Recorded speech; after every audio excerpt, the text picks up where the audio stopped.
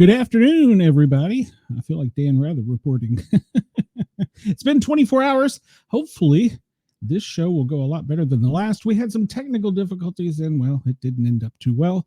So I apologize for that. And I only have an excuse of perhaps the Chinese did it. I don't know what happened. Hi, Denise. Welcome to the show. I'm glad you're here. Welcome, welcome. Please spread the love. Tell everybody. Hit the thumbs up, like, share, subscribe. You all know that. And in case you all ever want to, you can send me a Mountain Dew. I've got the links to my PayPal, Venmo, Cash App, all that stuff in the chat there or in the show description if you decide you want to send me a Mountain Dew. So, yeah, after yesterday's show, I researched everything that could possibly have went wrong with my computer. And I don't know what the hell it was. I don't know. So my only guess is that the Chinese hacked me when I started talking about them. Thank you, Chris. And I've already got my plug in to like, comment, share, and subscribe. All right, well, let's jump into today's news. I went through and I took some things out because it's like, well, there's no sense in showing things twice because, well, it's boring and I don't want a boring show. So it's bad enough y'all have to listen to me talk. So we're going to jump into the news. And luckily, somebody at FEMA woke up and, well, there is the daily briefing from FEMA. Let's move that out of the way. And I guess Elon Musk got them all shook up, and they decided they were going to actually do their job and post the daily briefing. So we have Tuesday's daily operation briefing from FEMA, dated February 25th, as of 8:30 a.m. So let's see what we're going to get into. New significant events. Well, there are some. There's heavy rain and heavy snow in the Pacific Northwest and the Northern Rockies. And there's going to be lots of fire activity in, well, they're saying Nebraska, Guam, not sure about, probably the Midwest because of the drought. I didn't bring the drought map up. And they approved a major declarational event for Kentucky. Well, that was well-deserved. Kentucky had a hard time during that last storm. So we'll jump in here with our daily forecast. Well, in the Northwest, obviously, you can see up there, lots of rain and snow. It's going to move across the top of the country, impacting the upper northern part of the country, parts of Canada, and then into the Northeast with West Virginia straight on up the coast out to the sea there, top of Maine. And it looks like that tomorrow it'll shift and it'll be a downward wind coming across the top of the U.S. from Canada and affecting the Northeast. My son in Vermont's going to get another 4 foot of snow. And Thursday, pretty much the same thing. It's going to be pushing down from Canada into the Northeast. Rain and snow probably extending all the way down into Washington, D.C. That snow line will probably stop somewhere, I don't know, right around the Appalachian Mountains, if it looks like I know my geography right. And in the Tennessee line, it'll probably change from freezing rain to snow. And here in Atlanta, we'll get nothing but rain. I stayed in Tennessee for a month. You'd think I could have got a good snow, but didn't happen. So, all right. Well, what do we have here with FEMA? So the FEMA headquarters, as you know, they divided up into regions, and each region is responsible for their particular area, and they get resources from within the state in that area, the states in the country that are in that region. And here they're talking about the specific precipitation up in the Northeast. The main thing, as we'll see here in a bit, is going to be not just flooding, but high winds. And those winds are going to extend across the top of the country into the Windy City, Chris, and then extend all the way eventually over into the Northeast, but not just quite yet. Major declarations, obviously Kentucky. I still don't understand why North Carolina is off of the board. I have got no answers from anybody I've asked. I'm still continuing to ask. Supposedly they're voting today, and I didn't pull up what our elected officials are doing today, but supposedly they're voting to send money to California because the California governor is demanding, oh man, I should have pulled this number up. This is off the top of my head, but it's in the billions. And it's great. We should help them. But I think that we should send them the exact amount of money that was sent to Carolinas and Tennessee, to the penny. I don't know. Comment if you think I'm wrong. Welcome, Wendell.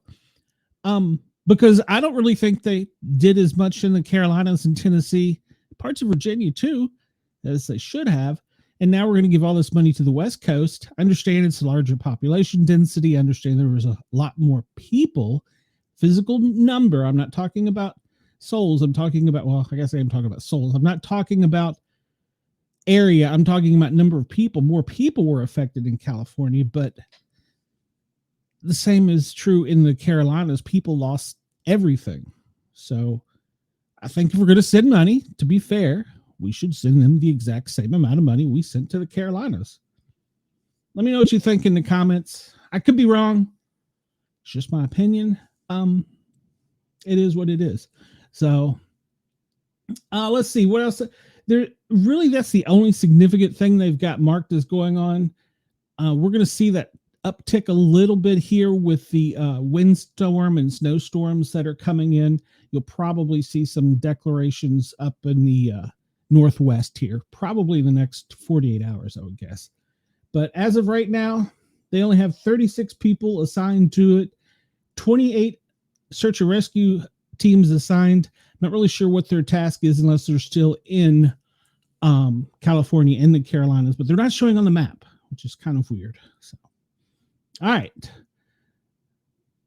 So we get back into the damage assessment, Region 3, Virginia, West Virginia, and they've approved for a number of counties and the date that it opened, 2/18, for the flooding, severe storms and tornadoes in Iowa and in Pennsylvania.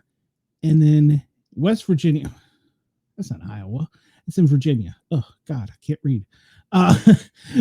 West Virginia for flooding, landslides, mudslides, severe storms, and straight line winds from February 15th and continuing. They've had 13 counties request assistance, and they've approved them. A lot of people don't realize when the earth is scorched with the fires, you have nothing left, so there's nothing to hold the ground in place. You start getting mudslides. In the case of West Virginia, it wasn't a fire. It was all the amount of snow, and we know gravity pulls it downhill, so with that snow pulled the top of the soil off, therefore causing landslides. Louisiana, weather watch, winter weather. They're not used to it. So they've had 22 counties impacted by winter weather. That's pretty incredible. And freezing temperatures. Hawaii, heavy rain and flooding. Wendell says, I've seen there are 13 fires in the country today. We'll see. I pulled it up. I think there's a few more than that. You know, we will probably see Florida hop on board tomorrow with a request, because I saw Key West was flooded. They had, I think, over 8 inches of rain an hour down in the Keys and the lower part of Florida. So you'll probably see something pop up there. So reading here, this is the declaration of approval for the Commonwealth. It's not a state, it's a Commonwealth of Kentucky. It's a major disaster declaration. It was requested the 17th, approved on the 24th for severe storms, straight line winds, flooding, and landslides from February 14th and continuing. It's 10 counties affected. I'm not sure where Amanda lives in there, but hopefully she's okay. But there is assistance coming from the feds. Let's hope it's a better response than the Carolinas.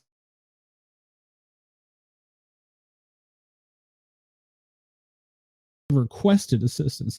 New York for severe storms. This was dated all the way back to 20 July. California for fires, obviously. Oklahoma for severe storms. And then you get into the severe weather for winter weather for Kentucky, Virginia, West Virginia, and Kentucky again. So you came over to hang out with the cool kids. Well, thank you, Chris. I appreciate that. I'm glad I'm one of the cool kids, even though I'm talking all this nerd stuff today. So this is talking about public assistance granted. That's 47B with $1 billion in the past week. And that's showing where it's gone. Some of the largest was to Georgia. Why are we still giving out $7.1 million? Cook County, that's Illinois. I'm sorry, Chris. Why are you getting $7.1 million this week for COVID? Georgia and North Carolina, there we go. There they're popping up. Highways, highway patrol statewide, and rebuilding. So that's 3.4 million. So they're giving 3.4 million to North Carolina for hurricane relief and 7.1 million to Illinois for COVID.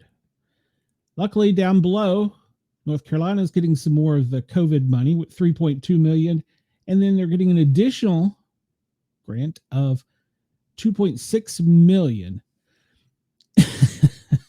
Well, I think that at one point in time, Chris, I think that it was deserved and could be used, but at this point in time, as we saw yesterday in the number, yes, COVID is on the uptick, but it's less than 1% of the population at this time. So 7.1 million approved. That money's going somewhere. Don't know where. So I don't know where. Follow the money.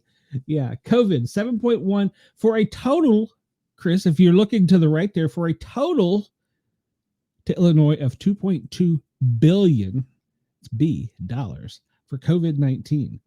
All right, so hopefully we won't kicked off for talking about this. For total amount to Georgia, they were given 368.4, love the 0.4 million. And then North Carolina, they got 405 million for hurricane. And then they got another 2 billion for COVID-19, North Carolina. Vermont, for their heavy storms, they got 150.8 million. Now, the reason that's such a small number is up there, they're used to dealing with the heavy snow, as I learned in one of my last trips up there. When they said, oh, a small storm's coming in, and my son asked how much, and I said 4 feet, it was time for me to get south.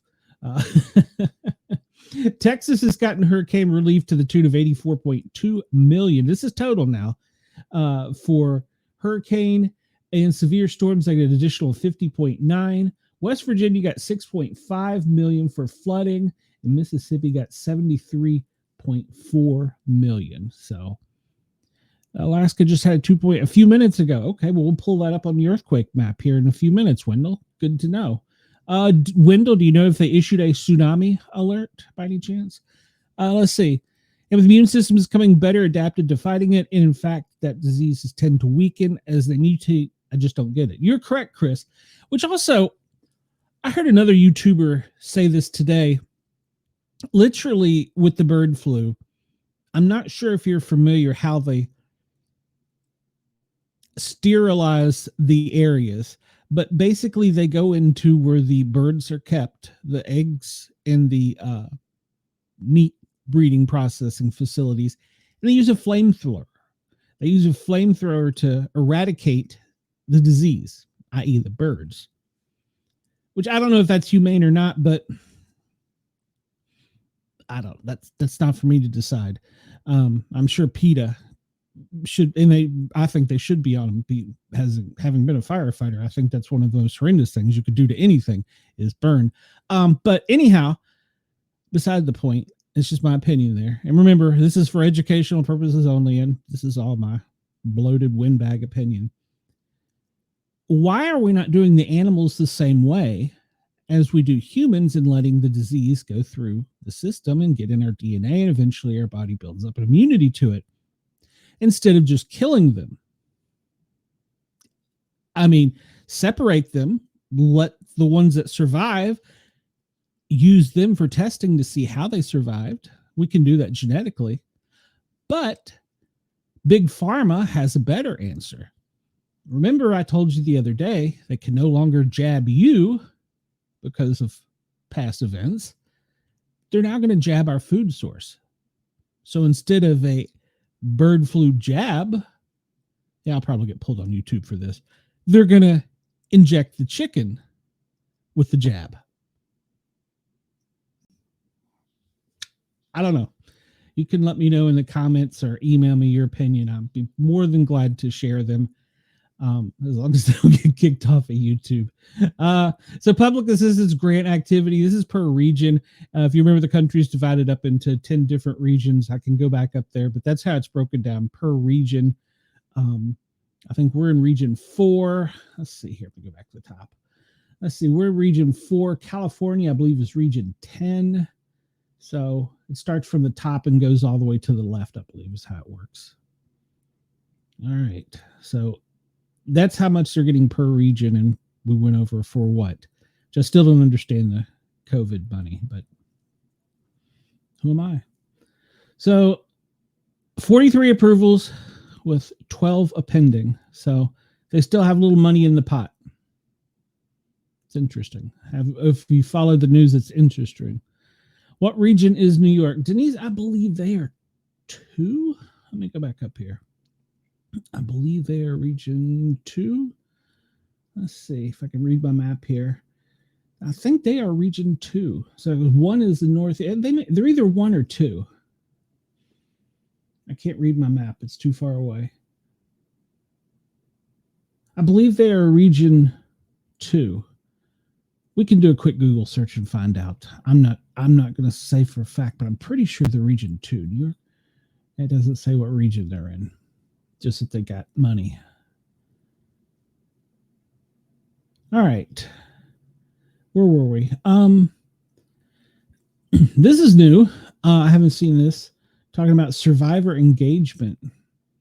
I guess this is talking about their response, because if you look at the calls per weekly response and the average time of reaction, I'll have to do some research on this one. They're continuing. One was on the Google Alabama line. Yeah, you're in a different region from us, Wendell. Let's see, it's continuing. I wonder if they're talking about the response to the emergency per resource available at the time. So in other words, my time would be different here in Atlanta as opposed to people that live in other areas. But the national response time should be 8 minutes, but they're saying 8 seconds. That's not right. Okay, that's talking about the call center, how long it took them to answer and respond. 8 seconds, 99.5% of the time. This is a new number. I wonder why they're putting this up, because they've been in trouble, maybe? Don't know. And I'm assuming that is not per the governor, that is per citizen. So that's how many people they had call, the average number of call, and then the amount of time it took a FEMA rep to answer them. So, okay, it was a good guess, Denise. It's been a while since I've done my hazmat training. So, and we'll talk about my hazmat training in a bit. So, I'm thinking that's the amount of time that it took for a citizen to call FEMA and say, I need help, to the amount of time that they answered them. And of course, it says that their workforce is growing. I'm not sure if that's going to be true under the Musk regime, but I know the Department of Homeland is, she's pretty aggressive. So they still have 501 staff deployed across the United States. And in the last week, there's been 2,188 interactions, meaning it's people from FEMA that they've interviewed or talked to. So it's not went down yet. Ooh, that map is way too, or that graph is way too big for me to put on the screen here and be able to read without my trifocals being right pressed up against the, the screen. One of the biggest fires is near Cheyenne, Wyoming, and it's probably going to get bigger. We'll see here. Individual assessment. This has got to be individual assistance per state, because they're using B's and M's there. And I know some citizens were lucky to get thousands. So that's per state, I would assume, and how much it's went up. This is probably why the chart was not released yesterday. They were working on their new numbers to give to the new administration. Just a guess. These are for the accountants, and you can, if you want to look this up and download it yourself, it's a PDF file. Just Google FEMA Daily Operations Briefing, and you can pull it up and look at the exact numbers there if you can't read them on the screen like, well, I can't. Total, yes, this is exactly what they've done. Yesterday, they didn't release one because they were doing their math for the new administration. They're showing how much money they gave per state. This is a different graph. The other one was bar graph. This one is a what kind of graph is this? It's a line graph. And so it shows how much per state and how much it's risen over the past 6 months. So, and how much is projected to rise and decrease. So You can go online and look at that. That's total household distribution by FEMA. That's per direct declaration. Cheyenne is always on fire. Yes, she is. Yes, she is. All right, so that's the end of that. Like I said, if I went too fast, or for any of the listeners on Spotify, you didn't get an episode yesterday because I thought it was too crappy to even upload, so I apologize. So that's the end of that. Let's jump down to, we saw the weather. Let's jump in here and see what our weather quality or air quality is. Depending on where you live. Chris, you're pretty good.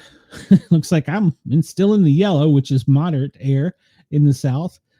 It's to the southeast, or southeast of me. It's actually bad for sensitive groups, and up in the northeast as well, and down around the border in was that Texas, and then you get over into Arizona. It's kind of high. So all in all, it doesn't look too that bad.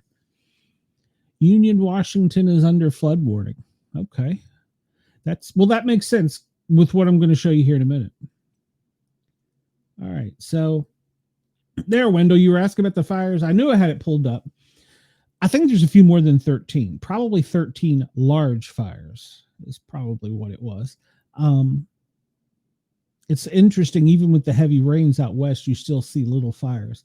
And the smoke plume coming out of the Louisianas, in the Mississippi's, all the way up across, spreading. That's probably why our air quality in Georgia is so bad with that and the fires. This is a smoke plume map. Chris says he lives around steel mills, so his air quality is usually bad. Well, I'll be honest with you. I grew up in Washington, D.C., and when I moved to Tennessee and I discovered what nature was, the air has been bad for me ever since. I've had to take allergy medicine since I moved to South. 13 active now. Okay. Well, these are sensors that each one of these are sensors that are activated by satellite. So let's just pick Georgia because I know the area. The little dots are the smaller fires that have been triggered by the satellite. The larger ones where there's someone actually on scene working them. So that may be correct, Wendell. But there's quite a few fires throughout our country, but the largest ones appear to be out in the Midwest. Alabama's actually got a few pretty decent sized fires. I wonder if those are set though. Wendell, you out there setting fires? No, I'm kidding. The Park Services set fires to burn off. What do they call it? Shrub. It's overgrowth. Overgrowth, I believe, is what it's called. So there you see the smoke plume, the way it's traveling from down in New Orleans all the way across Alabama, all of Georgia, up the coast, and going out over Virginia Beach, just short of Washington, D.C., into the Atlantic Ocean. Now, this map, is this the one? This one is too cool. I know this doesn't probably translate very well for the viewers, but this shows our winds, and we can see that there's a storm circling off of the coast there. And Chris, you said it was up Wendell, you said it was up in Alaska. They had an earthquake, so it's not very windy up there. But here in Washington, we'll see here in a minute, it's pushing this airflow inland, and then it's hitting the mountains there. That's what causes the Santa Ana winds. It hits the mountains and pushes down, and that back out and gets brought back in, causing larger winds. I thought this graph was just that wind dots. They are doing control burns. So, hey, Denise, I thought you were already here, Denise. Did you just find us again? I'm confused. There's a new Denise. Welcome, Denise.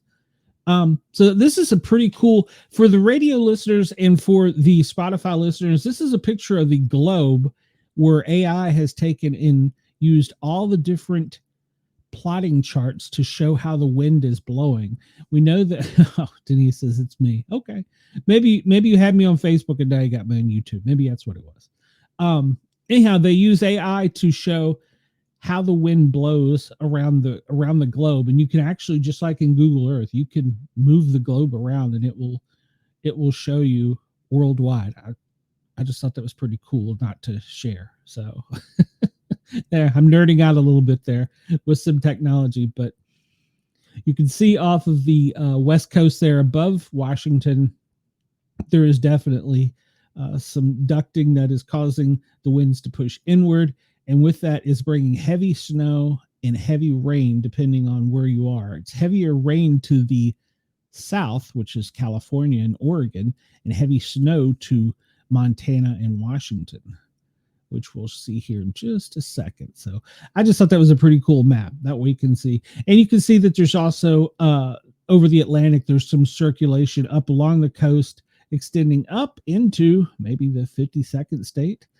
I'm saying 52nd because we know Canada's going to be 51 up there. I'm kidding, by the way. Don't anybody bash me. Chris comments in the chat. He says he's a big fan of that map. It's at earth.nullschool.net, current wind, because he finds it relaxing. If you had that on a large screen TV with play some thunderstorm sounds in the background, I agree. That would be pretty relaxing. It's cool. So we see also, I forgot to mention that it's going around the Cascade Mountains and coming into Montana, and it's causing it to speed up a little bit. This next wind map, it shows speeds, but it's not quite as cool. It's a little more detail showing the United States. And this was updated at 12:16. Let's see if I can do this without crashing. Okay, it hasn't updated again. We see that the maximum sustained wind is 37 miles an hour coming into the, I guess that would be just, what would it be? That would be the Washington-Oregon line extending north and then hitting the mountains and going southwest, going over the mountains and into Montana, where it's going, caught in the jet stream and going back up to Canada. So those are some pretty fast winds. That's going to cause some of the fires to get larger in the Midwest that we were just talking about, because you see it's pulling the air up. That means it's going to be drier air. So in the Midwest, I'm talking about Texas, kind of up that area that where you see is going to be pulling up dry air. So, and here in the South, we're going to get cold again. Dang it. I'm not a fan of this. So let's see what else we got here. All right. So we were talking about the storms and what they have caused. This is, you can go online if you ever have a power outage to poweroutage.us, and you can see, and you can click on your individual state, and it will tell you the exact number. And I believe, at least in Georgia, you can get down to the exact county of how many people are without power. Washington currently has 151,967 for all practical purposes. Might as well say 152,000 people in Washington without power. That's due to the winds and snow. And we go down to their neighbor to the south. Oregon has 26,476. And the further neighbor to the south, California, has 38,000. So in California and Oregon, that's about 10% of their population. And it's almost half of the population of the state of Washington. And it's going to get worse. That storm is going to continue to push in and cause heavy snows.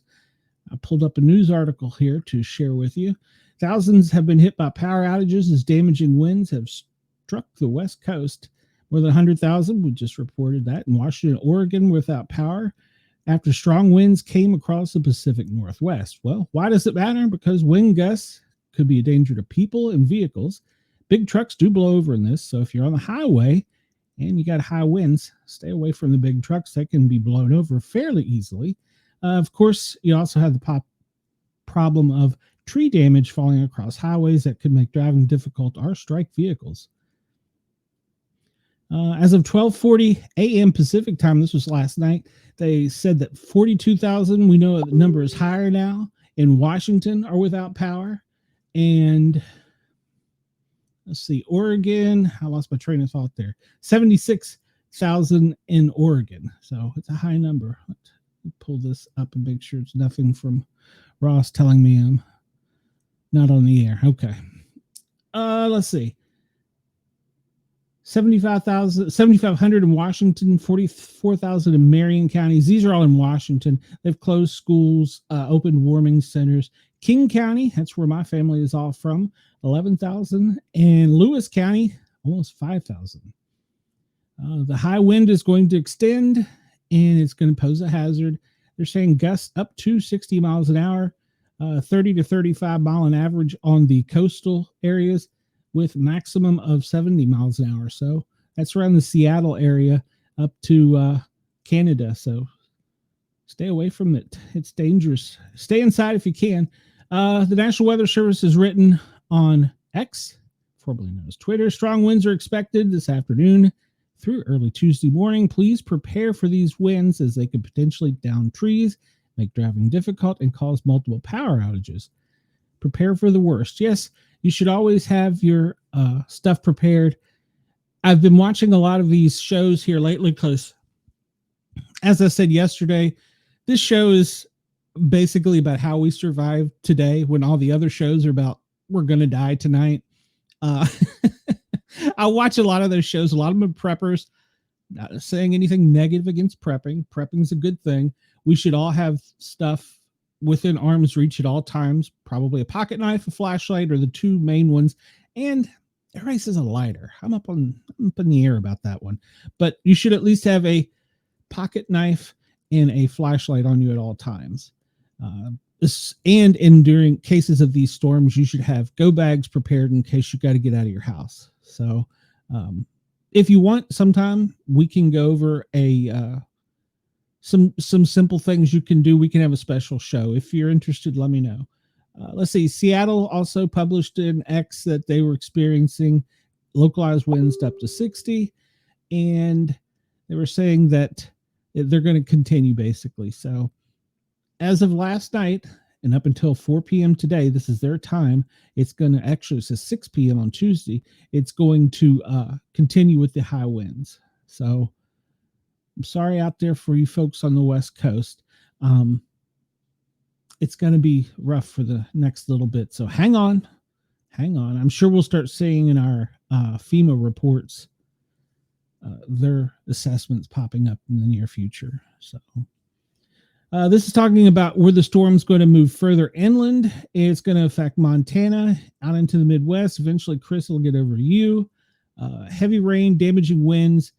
5 states as of today: Washington, Oregon, California, Montana. You're going to see flash flooding, toppled trees, multiple power outages. So be prepared, ladies and gentlemen. Be prepared. The weekend, it's going to move further into the country. It's supposed to dump 2 to 4 inches of rain in coastal Washington and Oregon, triggering flash floods. That's a lot of rain. Well, I'm going to Google that before we get off here, because I saw the Keys had 8 inches of rain an hour, and we didn't see any power outages there. Maybe they were just more prepared for it in Florida. So there's numerous wind alerts and weather alerts across the Midwest. So be weather aware. Have a tool, pocket tool, and a flashlight nearby at all times. That's the best advice I can give you.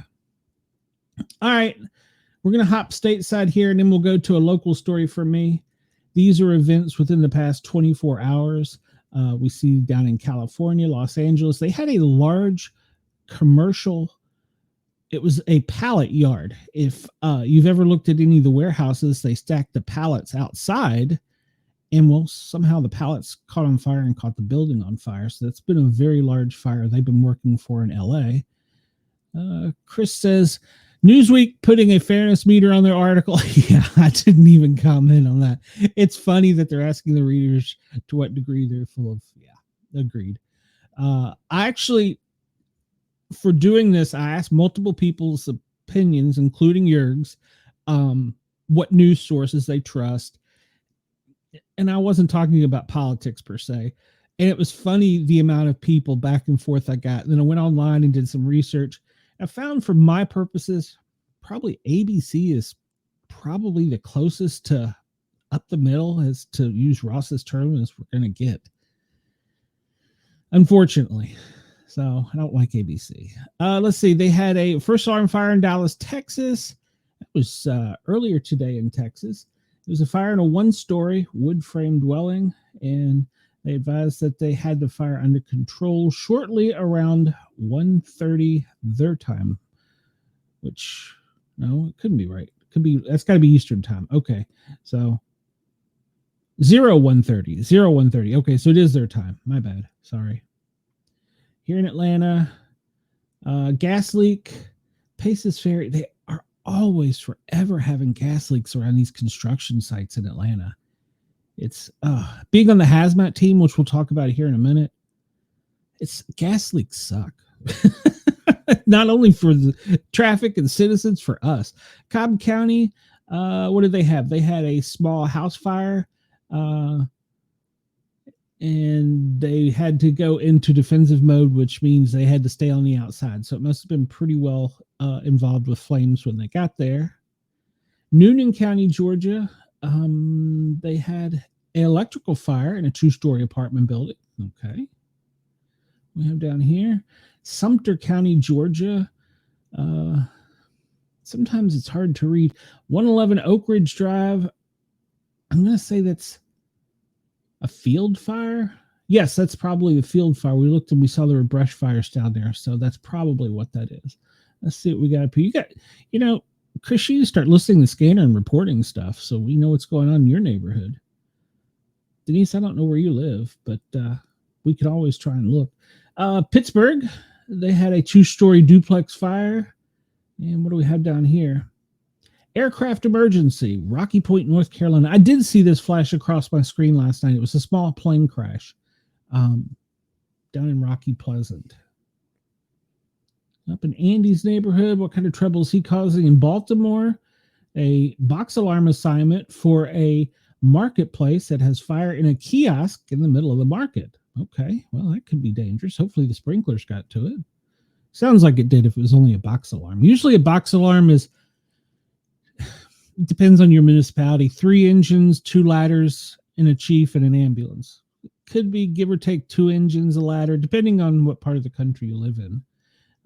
And if you need me to tell the difference between an engine and a ladder and their duties, I can do that. I mean, fire engine, obviously, and a ladder truck are 2 different things, but as to what they're doing, this is what I mean. I'm not trying to be sarcastic.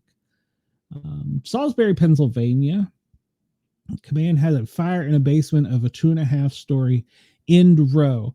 Row is the condominiums you see built side by side by side, and that's what they call row houses, up north at least.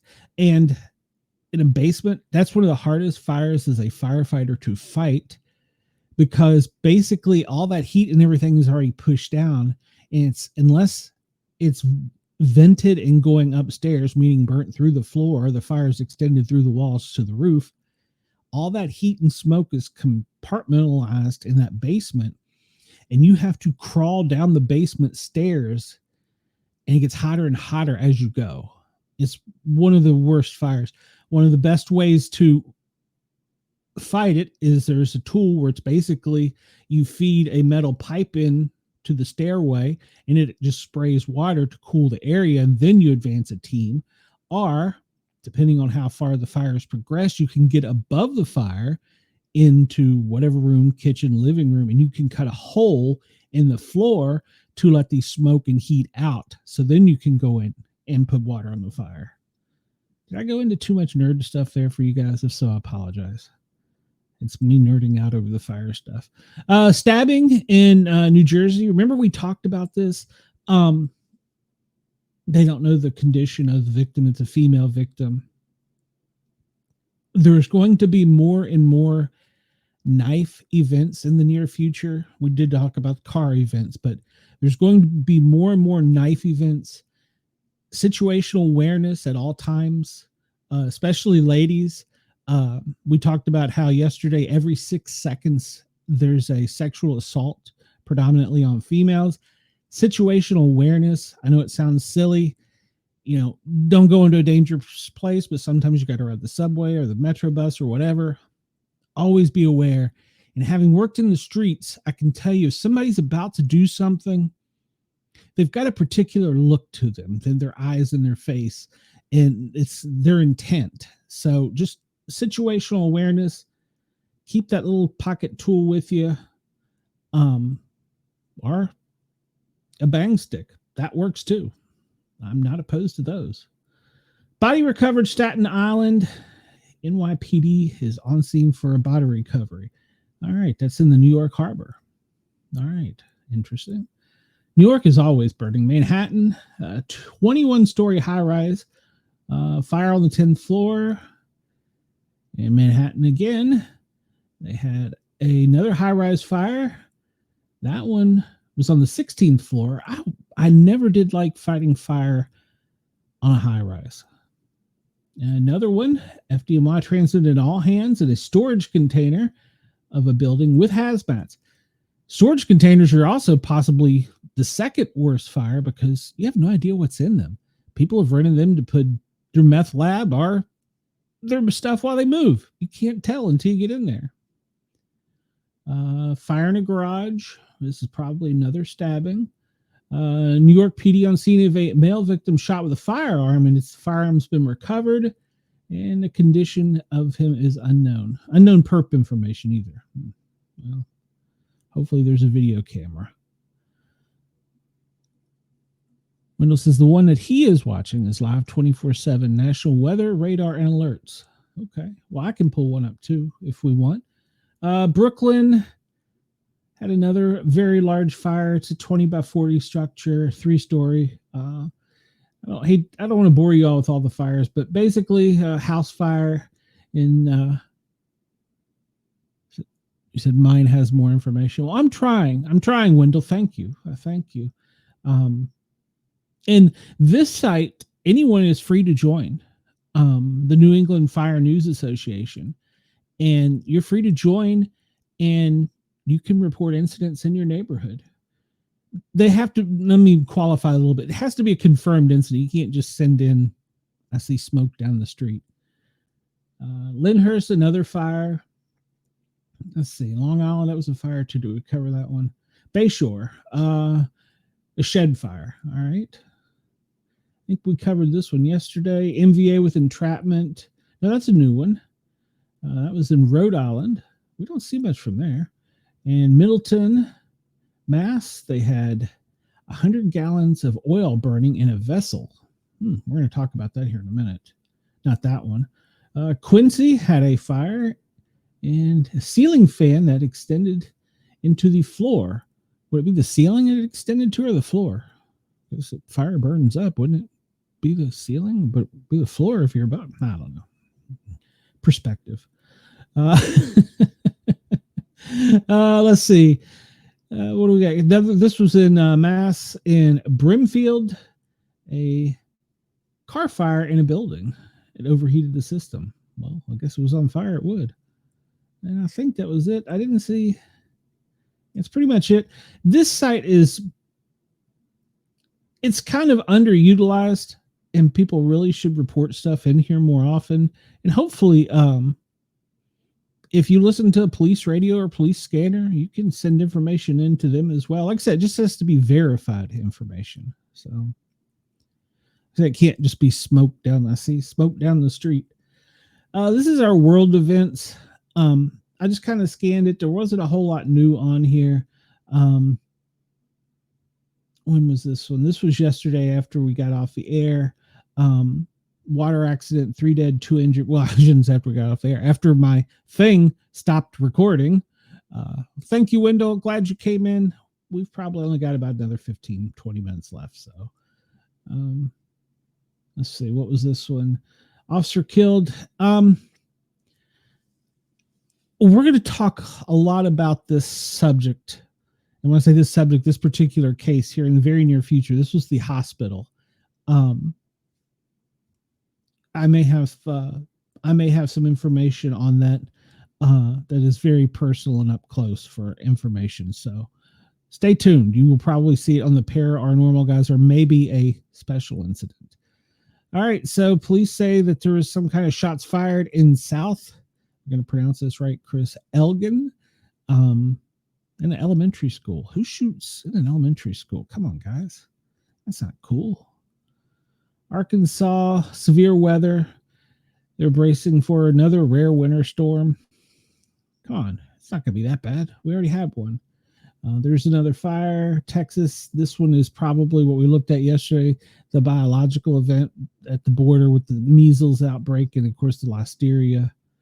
So, yeah. This is the one we saw yesterday with the plane landing. Trying to see if there's anything new over here. The storm we talked about. Nothing really too new. Well, we do have the Keys popped up here. Extreme rainfall in the Keys. Yes, it was. There was a lot of extreme rainfall in the Keys. Let's see what they call extreme.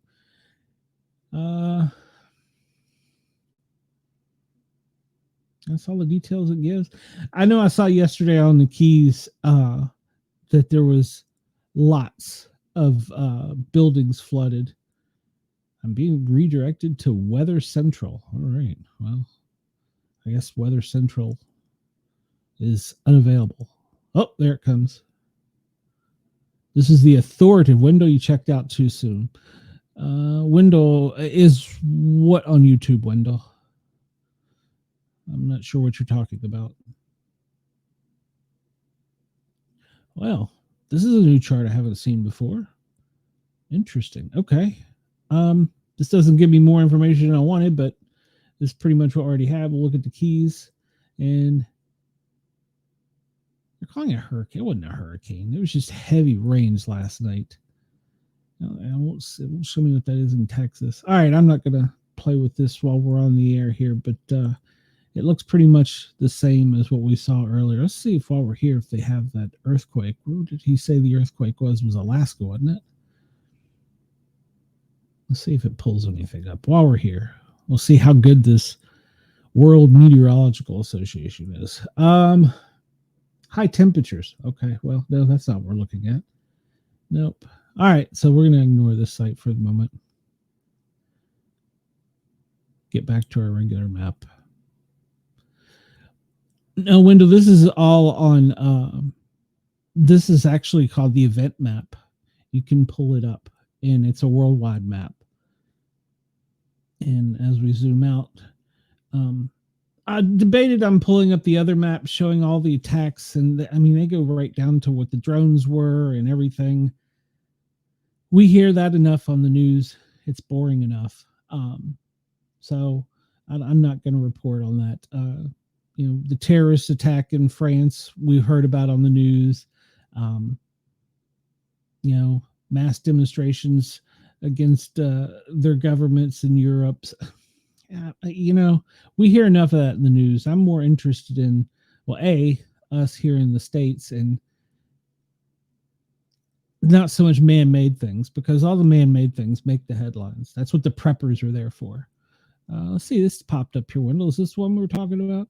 This is an earthquake. I didn't see this one. This was, because after we got off, not an earthquake, volcano, after we get off the air yesterday. So, okay, well, they had a volcano and an earthquake.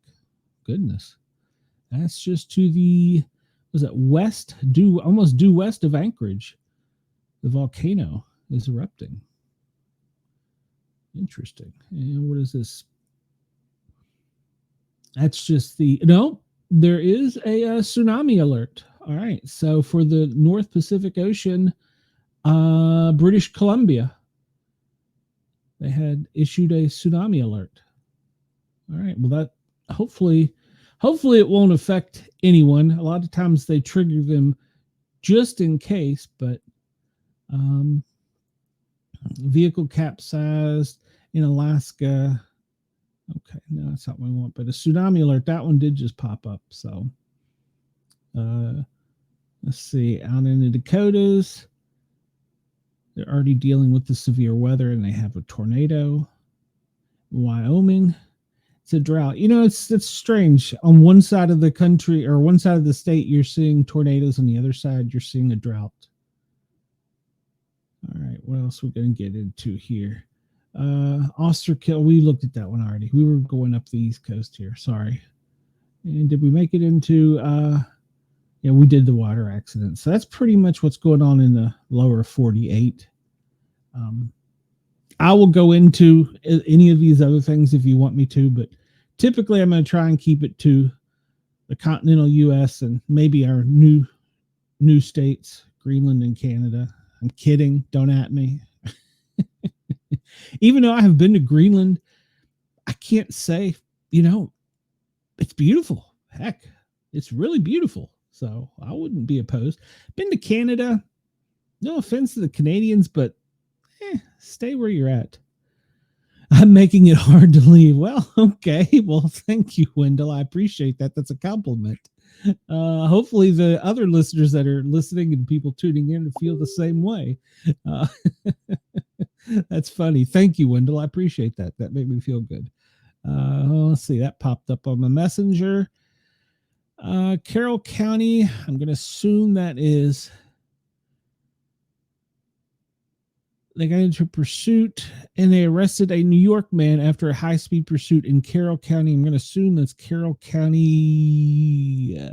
Let's pull it up. New York man arrested after Carroll County high-speed pursuit. Carroll County, Virginia. New York. This is fresh. This just popped up. Carroll County, Virginia. New York man was arrested after a chase, according to the sheriff's office.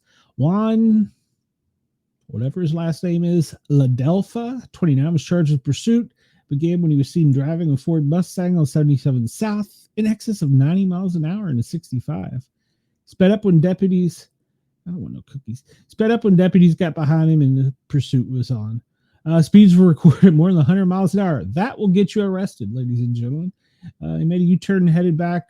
The deputies dropped spike sticks and then sounds like they pitted him. He was charged with reckless speed, felony eluding, felony destruction, and probably, they're gonna drop a marijuana charge on him. Good for them. All right, so that just popped up. That literally just popped up while we were chatting here. So let me get that off the screen. All right, this is the one I wanted to go to. This is recent news too. Well, I'm sorry, we'll go to that one more second. One more. Today, this is what our president is doing. Looks like he has a pretty light day. At 1 o'clock, he was going to have a press conference. I hate to miss that. And then he's signing at 3 o'clock, so we'll probably make that, but it'll be close to the press, so we'll just get pool cameras. He's signing more executive orders. I wish it had something for me to click on to tell me what the executive orders were. So far, he's signed, I think, more than any president. I could be wrong on that.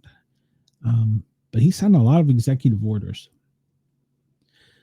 Single-day apprehensions at the border have hit a 15-year low under President Trump. Under President Trump, the days of open border are over, says the Secretary Noem. Customs Border Protection only encountered 200. If you remember in the past, they were coming by the thousands. These record numbers lows are after they launched a multi-million-dollar nationwide international campaign warning people. And I doubt you'll be able to hear the audio on this. She's introducing herself, thanking President Trump for securing the border, obviously. And she's saying that President Trump is saying, you're coming to America illegally, don't do it. You'll go to jail. We will hunt you down. Criminals are not welcome in the United States. I won't go into the rest of the political part. It's a great video. Check it out. Makes you proud to be American. But we sent a clear message. Come here legally. We do not want you. We will send you home. I love it. Yes, I agree. Go to Reddit and there's an interesting group on Reddit I found of all the women to the whatever it is, left or right. Yeah, go there. Okay, we're gonna go to something a little more close to home for me. This was in Knox County. It occurred earlier today. The 9400 block of Emory Road, Rural Metro Fire, which is the local fire department, responded to a vehicular crash. When they got there, the cab of a propane tank was on fire, and they had to work to get to make matters worse, the valve that shuts it off was leaking. So in other words, in the rollover, it was damaged and it was leaking. And so in an incident like that, you want to keep the tank cool, but at the same time, you want to put the water out, or you want to put water on the fire, but you have to do it a little bit different. You have to actually get between the gas and the air, because the air so high above the propane tank is also on fire. So you have to actually attack it and get in between those two layers. It's kind of hard to do. But if you've practiced it like we used to do in the fire service, it's not that hard, but you just got to practice it. There was a video, let me share it real quick here, that was taken on scene by one of the responders. And I don't think it has any audio. A fairly large tank. You can see they get the fire extinguished. We kind of caught it there. The propane was leaking slightly. A little bluish haze there. He's going a little fast for it. But they evacuated a 1 mile radius. There you go. You hear the chief telling them, nice job. They did get the fire out, but the gas was still venting. At a later time, they did manage to get the hazmat team to go in there and temporarily seal it. So it was a 1 mile radius. There was an elementary school and a church. They had to shelter in place. They did manage to get that out, though. Let's see here. How can I do that? Let's pull this up. I think I had a picture of it too. I can do it this way. We'll just make it big. Maybe. There we go. Pull it over here. And you can see they've got, if you look over here to the right, you see they're cooling this with, looks like water and foam. There's probably more than one line stretched. And this line, he wants to get between the gas and the fire, if that makes sense. And you want to put, because all fire is oxidation. It's just rapid oxidation. If you think about it, like rust. And you want to stop the oxidating process, because the fire is actually burning above the surface that you see that's on fire, because of it's heating it up and causing the air to burn. It's a little more in depth than that, but that's it in a nutshell. So they want to get between it. They did. Then they managed to get a hazmat team in there, and they got the truck secure long enough for they're bringing in another truck, and now they're going to be on scene for an extended period of time, because they have to offload that gas into another truck, and they have to do it safely. And no, for one, you don't have a video of the incident. You're a scammer, so go away. Sorry, Charlie. I don't fall for that. I'm not clicking on it. He's posted over on Facebook a link to this incident. I'm glad you're watching. Please make sure you hit the subscribe, thumbs up button, but yeah, not going to click on that. That's a scam. All right. We'll go into some sports. I know Chris has been dying to get to this segment. This is where I'll lose my ladies. I hope not, because, well, we have college sports, March Madness coming up. Some of the ladies basketball teams are doing pretty well. The college basketball poll there. That's Bobby D's favorite team, Auburn. They're ranked number 1. My team is ranked number 5. So Alabama is number 6. They fell 2 spots. This is in men's college basketball, the top 25 ranking. So, yeah. BYU, Mississippi, St. Mary's, Arizona, Marquette, Purdue, Louisville, Memphis, Kentucky. Kentucky, that's usually kind of low for them. Maryland, Michigan, Missouri, Clemson, Texas A&M, Wisconsin, Texas Tech, Iowa State, Michigan State, St. John's. Then you get the SEC, Alabama, Tennessee, University of Houston. It took me a second. I thought it was a K there. The Florida, Duke, and Auburn. It's number 1. Yesterday's matchups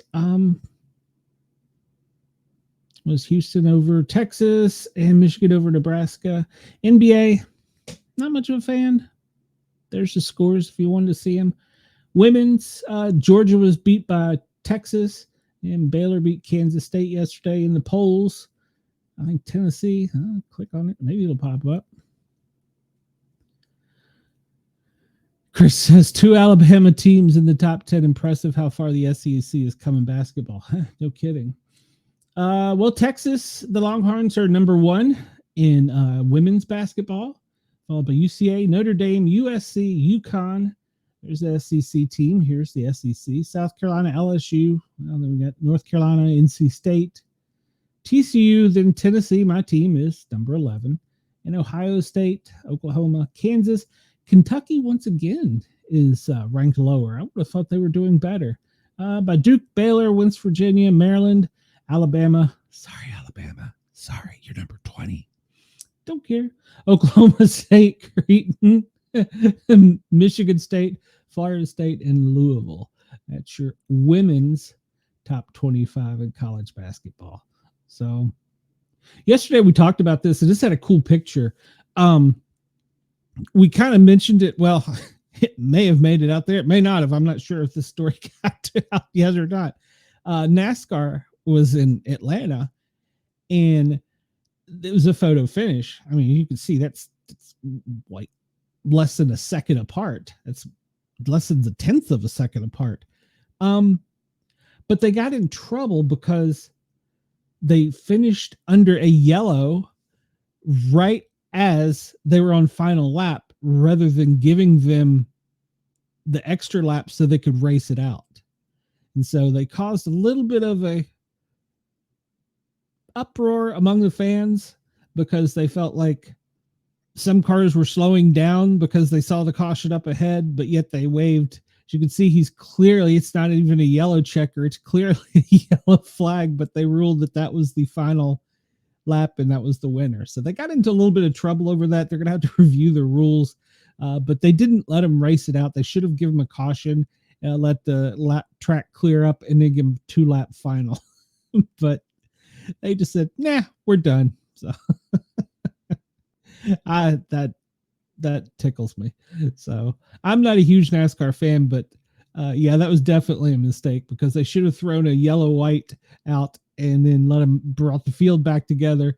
And then yeah, Chris, the Atlanta area fans, especially Dawsonville, they make moonshine there. They get very angry. Yeah, Chase Elliott didn't get wrecked. They got very angry. So yeah, and that's a Gibbs car that won, a Joe Gibbs car. So but yeah, it was they should have thrown a yellow white and let everybody slow down and clear the track up, and then throw a green flag again, do 2 laps. If you can do 2 laps without wrecking, then you have a winner. But they just said, no, you're done. But as you can see by the photo, there was no checkerboard flag there when they called the race. So yeah, there was a little confusion, and yeah, they shouldn't have done that. So all right, so we'll talk a little bit about entertainment news quickly. I'm a little bit over time, but since I got cut off yesterday, I'll get in a little bit.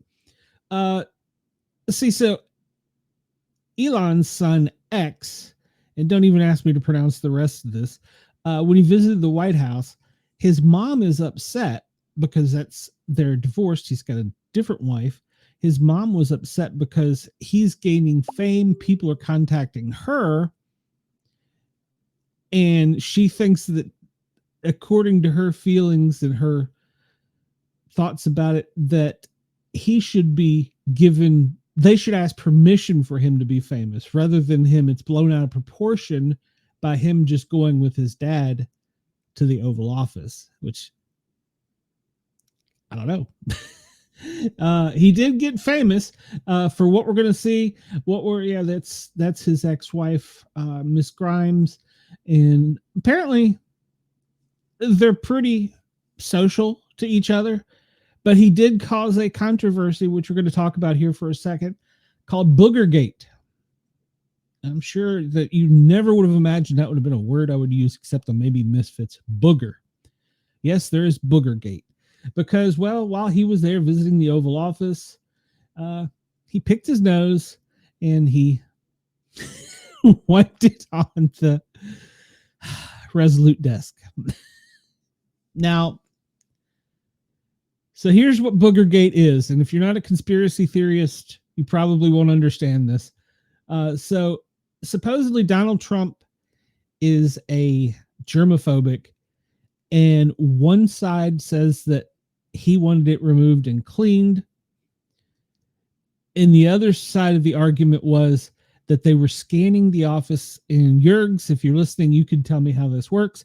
But they were scanning the Oval Office and found a small listening device implanted in the Resolute desk.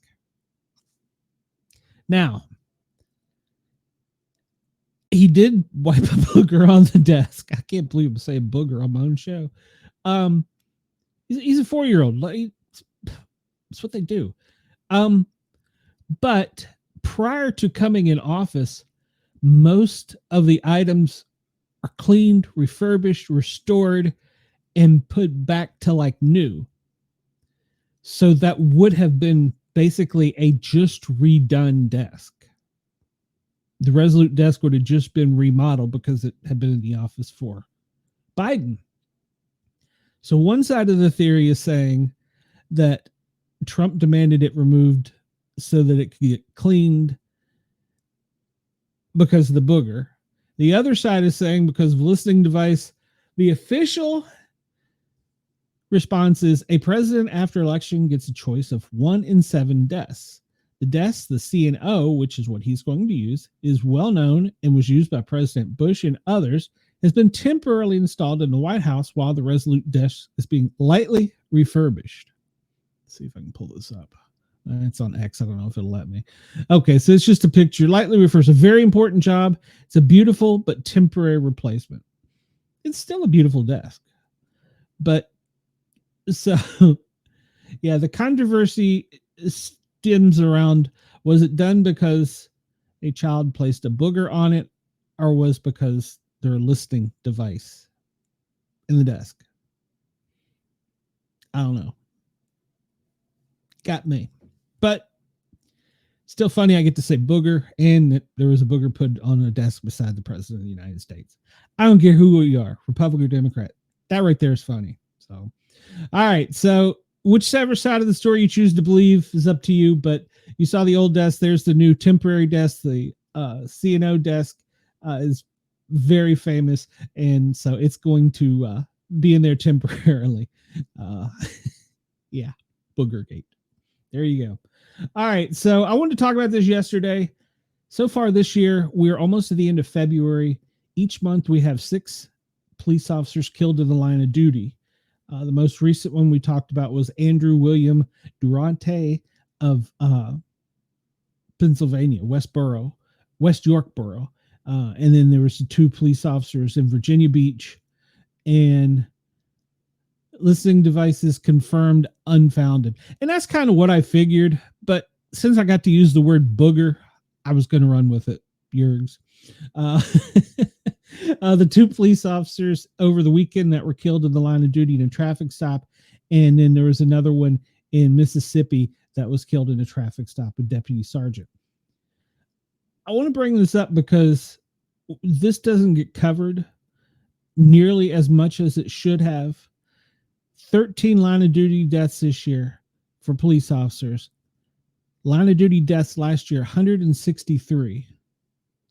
That's what I kind of figured, Jurgs, but I would have thought that they would have done that at the beginning of when he took office, because they usually restore the Oval Office. Well, they pretty much patch and paint the whole White House. So I would have thought they'd have done it then, but I think that give the conspiracy theorists a little bit of traction, maybe. But like I said, it does it. It done it each administration, correct? And so I would have figured the desk would have been done then. So maybe it was a booger.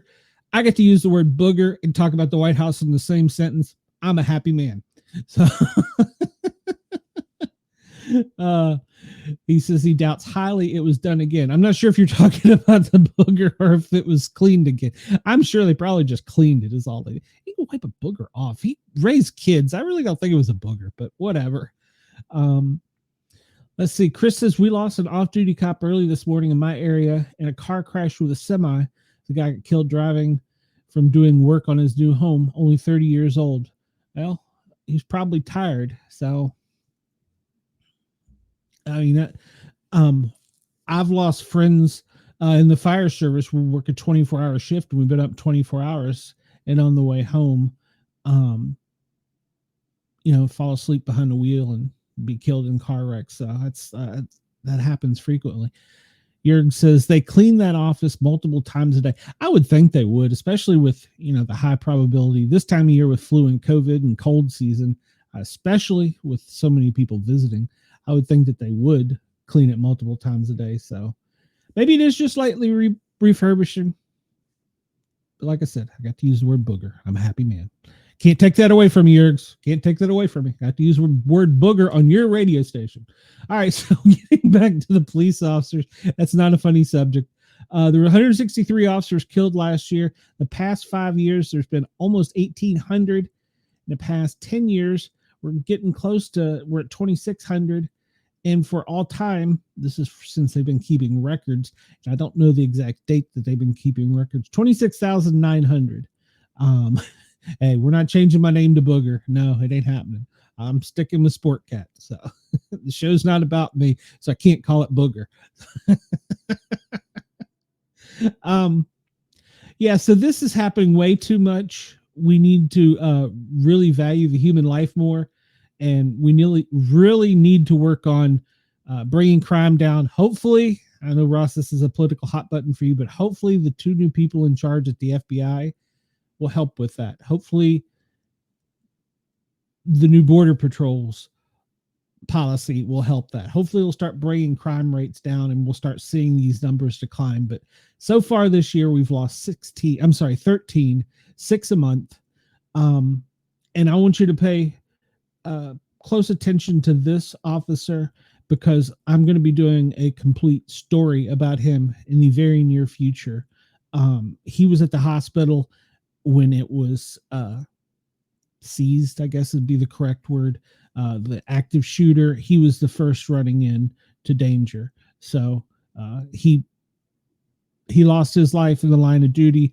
I do not know if he was the one that got the shot at the bad guy, or if the bad guy shot himself. I don't care about that. I'm more concerned about the personal story of these officers, and I'm pretty sure I may even have you help me on it, Ross. I'm going to be doing a special about this, so stay tuned. More to come. It'll be on one of the Pair Our Normal guys. I don't think I'll put it on the news show, or it might be a separate show. Yes, that's correct. It wasn't even his jurisdiction. That is 100% correct. It wasn't his jurisdiction. He was supporting a neighboring department. A lot of those areas in that up northeast use boroughs in small jurisdictions, and they work off each other's back all the time. We help them out all the time. So yeah. It's gonna, Chris, stay tuned. If everything works out right, we're gonna have a great show for him. And it's not because I know this officer personally. It's because of his valor and the contact I've made, that there was some closeness to me. So yeah, Patrolman Andrew William Durante, end of watch February 22nd in the hospital shooting, the active duty. He ran in, first officer on scene to danger. So good for him. Good for him that he ran to it, did his job. Bad because that he lost his life in the line of duty. We don't want to see anyone lose their lives in the line of duty. And to be fair, I wanted to also bring up the fire service deaths. We've had 6 a month so far this year, ranging from West Virginia to Virginia, New York, California, Missouri, Pennsylvania, Maryland, in Hawaii, all in the line of duty. Some of these are, a lot of these, you can go to the FEMA site and it'll take you to firefighter fatalities. A lot of firefighters, you would think, oh, well, they were killed in burning buildings. A lot of firefighters are killed on the highway by people not paying attention and running into their vehicles or running over them. And my show didn't get this yesterday. And Ross, Jurgs, you might be able to help me with this. Under the last administration, I wanted to see why EMS doesn't have something like this. There's no one specific thing for EMS. There's a civilian, non-governmental agency, one that's done in Colorado, but it's not a federal agency that recognizes paramedics and EMTs for we die in the line of duty as well. We should have some type of recognition. EMS is under the Department of Transportation. It is the absolute wrong place for it to be. It needs to be moved to Homeland or FEMA. even the Department of Health. But under the last administration, I tried for the first 6 months of their administration to get an answer. I emailed every person at FEMA, Homeland, and I was either given a runaround or not replied to. Who is in charge of EMS? There's a national fire chief. There's a national police chief, but there's no national EMS. It should be a doctor, a paramedic. Don't want to say this. Maybe a nurse. No, not a nurse. It can't be a nurse. We don't like nurses. So why is there not one? But instead, we're in the Department of Transportation. We have been since the 50s. It's time for us to bring EMS to where it needs to be. The technology is there. We're doing things that are more advanced than we did in the 50s. In the 50s, it made sense. It made sense to put EMS in the 50s under the Department of Transportation because that was the age of the motor vehicle crash, high-speed crashes with no seatbelts. EMS was part of the reason that the nadir pin is put on cars so that doors don't flop open and throw you out. EMS is also part of the reason that there's seatbelts. That in NASCAR are a lot of the reasons there are advances in our vehicles. NASCAR is one of the primary reasons. Every time a lot of people don't realize this, every time a NASCAR car crashes, they take that car apart, and I'm sure with AI now they get much more information than they possibly could to what they can do to make our cars safer and better. And they've created the airbags. They've created, well, they don't have airbags in NASCAR. They do, but they don't. They've created crumple zones, pinch points. They've improved with the safety of them overall. EMS has been right there the whole time, along with what we call the rescue squad. But the rescue squad was the people who cut the people out of the cars. That used to be EMS, but it was separated, and now fire's taken it over for the most part across the country, except a few agencies. NYPD does vehicle extrication. There's rescue squads in small rural communities. But for the most part, traffic accidents fall under the fire department's jurisdiction. There are some EMS agencies that do traffic response and will cut you out of a vehicle, but for the main part, that's now under the fire. But we have no federal boss. We have no one that we report to up the food chain, so to speak. I mean, not that a police officer in Podunk, Alabama would respond to the, cheap cop up in DC, but yeah, there's no accountability for us. No, it's not the right word. Accountability. There's no one helping us out. We have no legislative people. We have no lobbying. We don't have any of that. Safer barriers or walls are basically the outside airbags. That is correct. And we saw that came after the 2001 wreck with Earnhardt. I mean, they were in the beginning talks of that, but it stepped that up tremendously. We learn one death at a time, unfortunately, in a lot of cases. And we did with that one.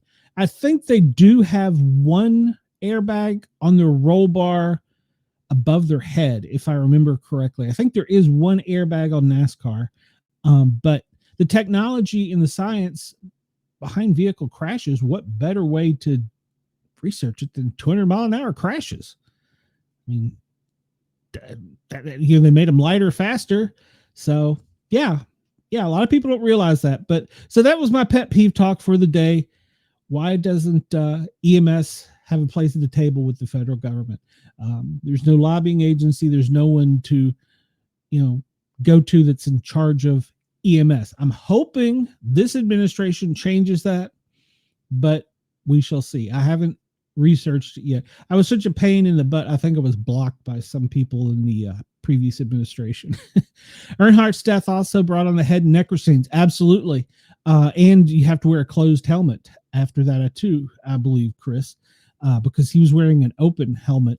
The old timey school of thought racer just was open at the eyes and stopped it pretty much just below the back of the ears. It was a much smaller helmet, not like a motorcycle helmet, which 200 miles an hour, I want as much protection around my noggin as I can possibly get. So, all right. Well, I have rambled on more than enough today. I got the show off. I guess the Chinese didn't think I was hacking them today, which I don't know what happened yesterday. I apologize.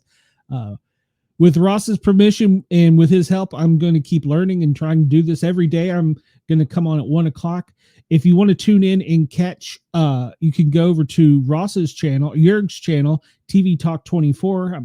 Ross, correct me if I'm wrong. And see, usually in the last few minutes of his show, I'm going to hop on there. So we kind of do a handoff, and we'll have some banter back and forth because we love Ross, and I love to give him hell, but it's a cop fireman thing. So, yeah, we're going to try and do a little bit of handoff between each other, and then I'll go do my show. You can catch him. He's on 11 to 1. He has that agent that puts him on in WDJY in Atlanta, and he's all over some other places. And once we get the hang of this, Ross is going to help us move to hopefully Australia.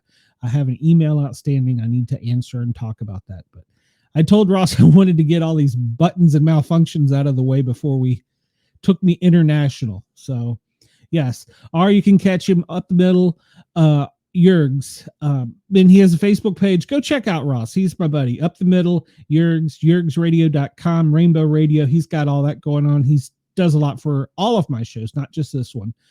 For the Two Witches, for Paranormal Guys, as well as when we're going to move the Misfits a little bit of a different schedule here because it's just so hard to get everybody on the same page for a Saturday. And I also have, and I was going to talk to Ross about this, but I'm going to go ahead and make the announcement. We have had a guest from Australia on several times. He's a hypnotist. He's a very talented parapsychologist hypnotist. And once a month, me and him are just going to do a show where we open up the airwaves, we take Q&A, and we invite people into the chat. We're going to invite people into the studio. Maybe he'll hypnotize them, maybe he won't. So we're going to start doing that in the near future. I had to get home from Tennessee and some things settled, and we were going to start doing that. So look for that coming soon. And the Grin and Guardian gang that I used to do the public safety show is just once again hard to get public safety people together. So that we still are going to do it. I might do that with the police officer show on one of those and bring in a police officer, maybe even Jurg's, to help me with that one when we do it very soon. And also I need to mention that we have a new show that'll be coming up. It's only going to last for about 12 weeks. It's covering the X in UFL. So you'll learn as I do. Jeff and his son are going to have a weekly show where they cover the games, have some banner, father, son, and it'll be kind of fun and lighthearted. So we'll have that coming up here in the near future. So that's what all I got going on. If you want to contact me, you can find me on Facebook, Sportcat Medic. You can search me out on the X at Sportcat. And if you want to drop me a message, sportcat@protonmail.com, or you can also shoot me a message through Jurg's Radio, sportcat@jurgsradio.com. And you can catch me also playing music Tuesdays and Thursdays, noon to 1400 is tape delayed, obviously, on the Thin Line Rock Station, www.thethinlinerockstation.com. Check them out, support them. Here in the near future, we're going to have a sponsor that I'm going to want everybody to check out. Thank everyone for their help tuning into the chat and for the comments. I appreciate it. Please like, follow, share, subscribe, all that fun stuff. And if you didn't get enough of me, I'll be back tomorrow at 1 o'clock, 1300. Have a great day, folks. Unless something major happens, then me and Ross will jump in the middle of it. His parents are coming in, so everything can happen. Everybody have a great day. See you tomorrow.